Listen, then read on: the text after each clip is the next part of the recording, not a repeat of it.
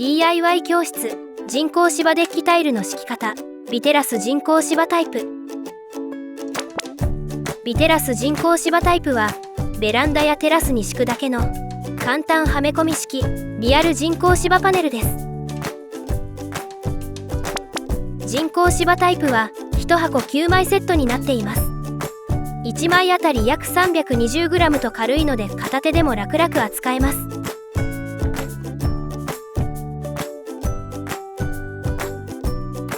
1枚のサイズは約30センチ四方、高さは約4センチで人工芝の厚みが約 2.5 センチ。ジョイント部分の間から水が通り、ベースは水はけの良い構造になっています。人工芝は高密度でリアルな 20mm 丈を使用しています。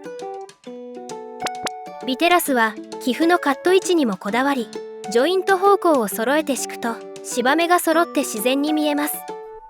一方、他社製品では芝目が揃わない場合があります。並べてみてもビテラスは見た目と質感で優れていました。組み立て方はジョイント部分をはめ込むだけ。ジョイントの上側を持ち上げれば簡単に取り外せます。裏から見るとジョイントでつながるのがわかります。あとはジョイントの向きを揃えてどんどんつなげて敷いていきましょう。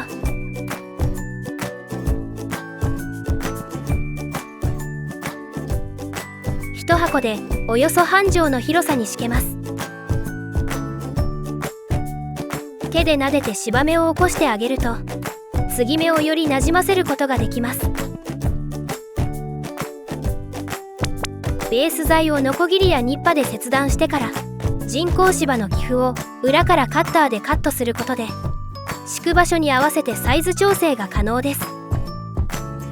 端はカットする以外に専用の見切り材を取り付ける方法もあります。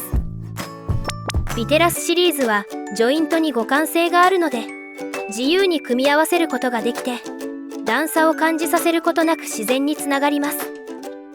ベランダがあっという間に素敵な人工芝空間に早変わり。